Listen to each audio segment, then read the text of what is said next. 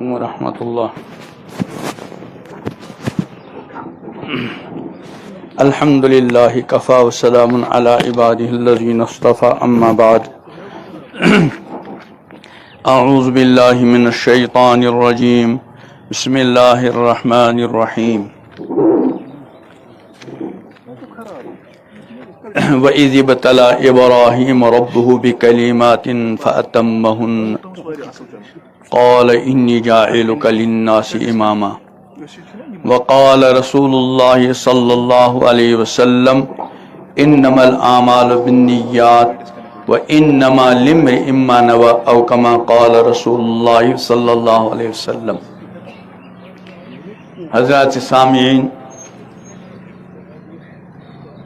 آج عید الاضحیٰ کا مبارک دن ہے،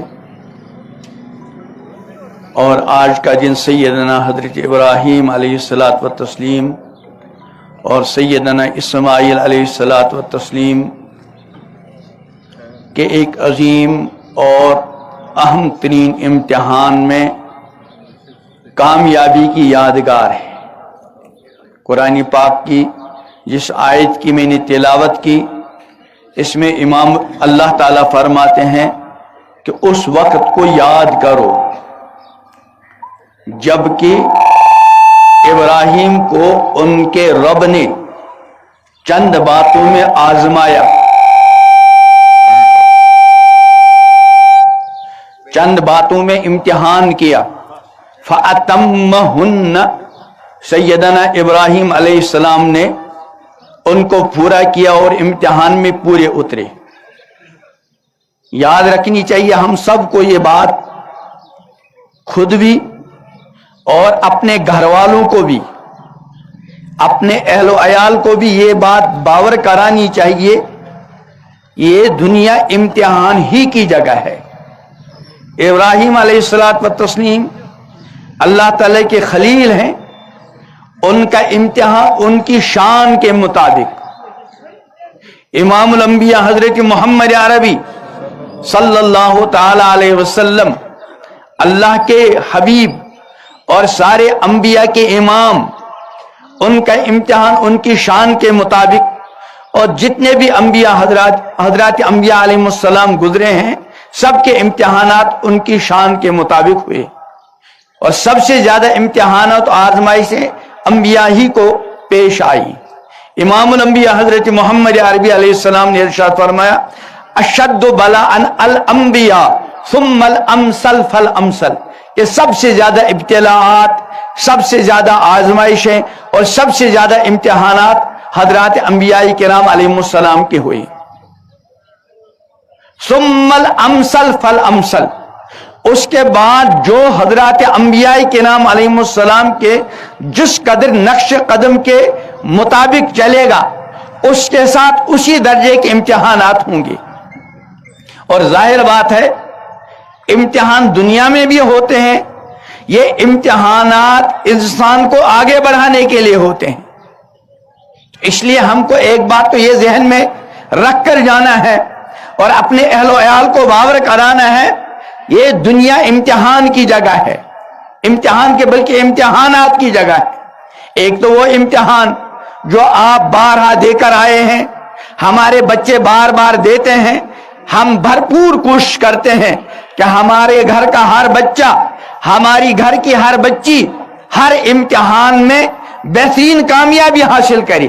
ٹھیک ہے، وہ وقت کی ضرورت ہے، لیکن سب سے بڑا امتحان، جس امتحان کے لیے رب العالمین نے اس پوری کائنات کے امتحان گاہ بنایا ہے، اور جس امتحان کے لیے اللہ نے ہم کو موت و حیات کی نعمتیں عطا فرمائی ہیں، فرمایا خلق الموت والحیات لیبلوکم، اللہ نے موت و حیات کو پیدا کیا تاکہ تمہارا امتحان کریں، آزمائیں۔ تو اپنے گھر والوں کو، خود اپنے آپ کو اور اپنے اہل و عیال کو اور اپنی جان پہچان والوں کو یہ بات ذہن نشین کرانی ہے، یہ دنیا امتحان کی جگہ ہے، اور اس میں رب العالمین کی طرف سے امتحانات ہوتے ہیں۔ خود قرآن نے فرمایا کہ الف لام میم احسب الناس ان یترکوا ان یقولوا آمنا، کیا لوگ یہ سمجھتے ہیں کہ زبان سے لا الہ الا اللہ کہیں اور ان کا امتحان نہ ہو؟ نہیں، یعنی ضرور امتحان ہوگا۔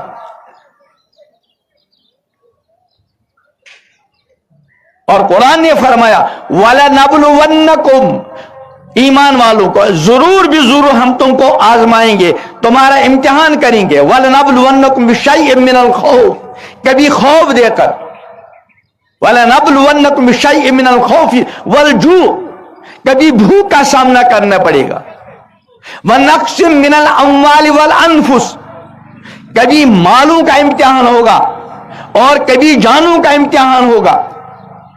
آگے فرماتے ہیں وَبَشِّرِ الصَّابِرِينَ، اے پیغمبر جو اللہ کی طرف سے امتحانات ہیں اللہ کے بندوں کو، جنہوں نے ان امتحانات کو پورا کیا اور امتحانات میں کامیاب اترے، تو ایسے صبر کرنے والوں کو آپ بشارت سنا دیجئے۔ تو اس لیے ذہن میں رکھنا ہے کہ یہ دنیا امتحان کی جگہ ہے، ہر ایمان والے کو امتحان ہو رہا ہے، آئندہ بھی ہوں گے اور ہوتے آئیں گے۔ ہم کو سب سے پہلے یہ چیز ذہن میں رکھنی ہے کہ ہمیں جس طرح بھی جینا ہو، غربت کے ساتھ، مالداری کے ساتھ، خوف کے ساتھ، امن کے ساتھ، تکالیف کے ساتھ، خوشیوں کے ساتھ، ہمیں مومن ہو کر جینا ہے، مسلمان ہو کر جینا ہے۔ اور یاد رکھیں، مسلمان ایک ہے نام کا مسلمان اور ایک ہے کام کا مسلمان۔ اللہ تعالیٰ کے یہاں کام کے مسلمانوں کی قدر و قیمت ہے، محض نام کا مسلمان ہونا کافی نہیں۔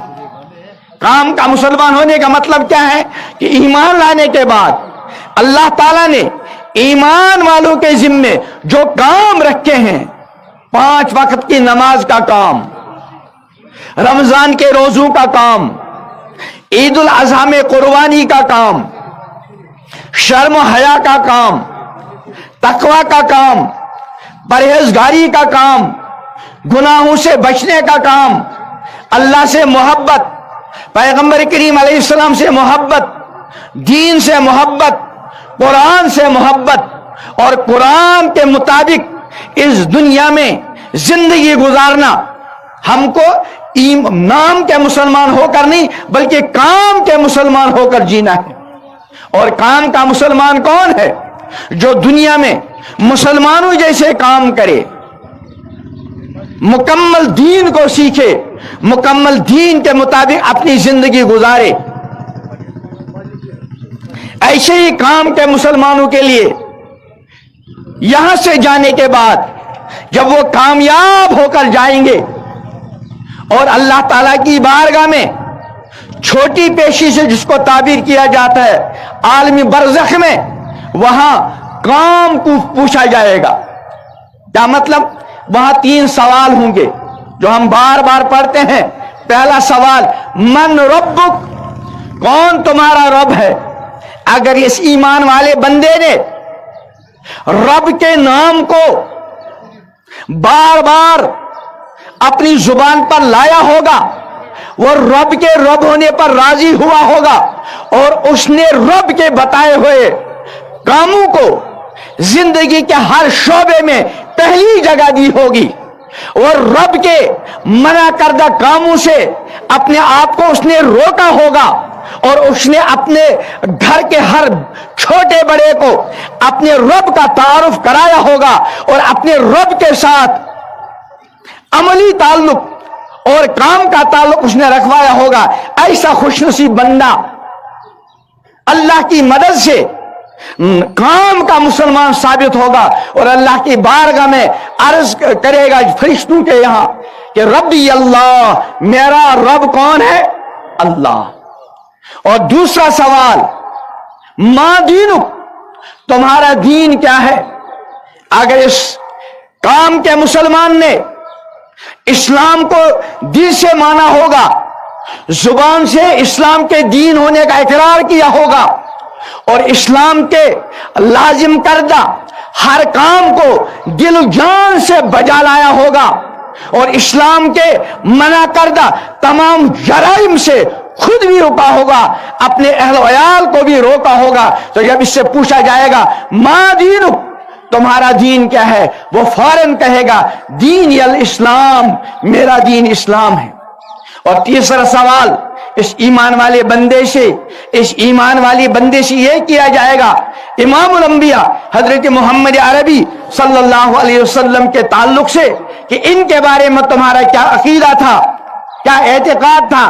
اگر اس نے دنیا میں امام الانبیاء حضرت محمد عربی صلی اللہ علیہ وسلم کو اپنا پیغمبر، اپنا رہبر و رہنما مانا، اور امام الانبیاء حضرت محمد عربی صلی اللہ علیہ وسلم کی رسالت پر اس کو پورا اطمینان ہو، اور امام الانبیاء حضرت محمد عربی صلی اللہ علیہ وسلم نے جو تعلیمات اپنی امت کو دی، ان کی تعلیمات کی روشنی میں اب زندگی گزاری ہوگی، تو انشاءاللہ بڑے اطمینان کے ساتھ عرض کرے گا کہ حضرت محمد صلی اللہ علیہ وسلم ہمارے نبی ہیں، ہمارے رسول ہیں، ہم ان پر ایمان لائے۔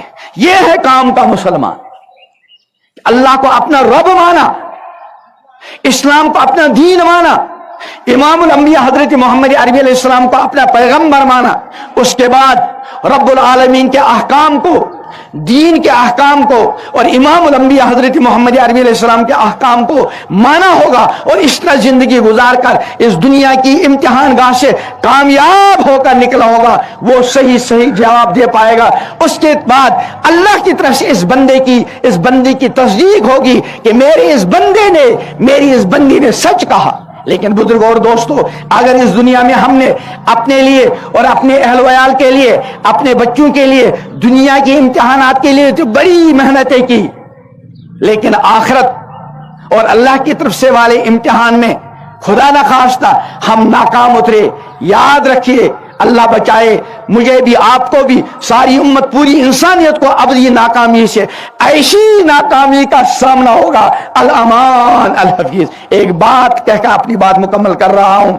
امام الانبیاء حضرت محمد عربی صلی اللہ علیہ وسلم کا فرمان ہے، اگر ایک بندہ دنیا میں ہمیشہ خوش و خرم، راحت و چین، سکون، اطمینان اور عیاشی کی زندگی گزاری، لیکن اس کی زندگی میں دین نہیں، واللہ حدیث میں آتا ہے، امام الانبیاء حضرت محمد عربی علیہ السلام ارشاد فرماتے ہیں جہنم میں ایک گوتا دیا جائے گا اور پوچھا جائے گا اے اللہ کے بندے، کبھی دنیا میں کوئی راحت، کوئی آسائش، کوئی نعمت دیکھا؟ حدیث میں پیغمبر علیہ السلام قسم کھا کر فرماتے ہیں، وہ قسم کھا کر کہے گا کبھی نہیں۔ اور اس کے برعکس جو ایمان والا بندہ، جو ایمان والی بندی دین پر زندہ رہے، دین کے مطابق زندگی گزاری، چاہے مصیبتوں کے ساتھ، پریشانیوں کے ساتھ، تکالیف کے ساتھ زندگی گزاری ہو، لیکن زندگی میں دین تھا، جب جنت میں ایک گوتا دیا جائے گا اور اس اللہ کے خوش نصیب بندے، اس خوش نصیب بندی سے پوچھا جائے گا کیا تم نے کبھی کوئی مصیبت تکلیف تو نہیں دیکھی؟ ہمیشہ مصیبتوں میں رہنے کے باوجود قسم کھا کر کہے گا واللہ کبھی میں نے کبھی کوئی پریشانی مصیبت نہیں دیکھی۔ اس لیے ارادہ کیجئے، اسلام پر جینا ہے اور اسلام ہی پر مرنا ہے۔ آخر میں نیت کے تعلق سے ایک بات عرض کروں گا۔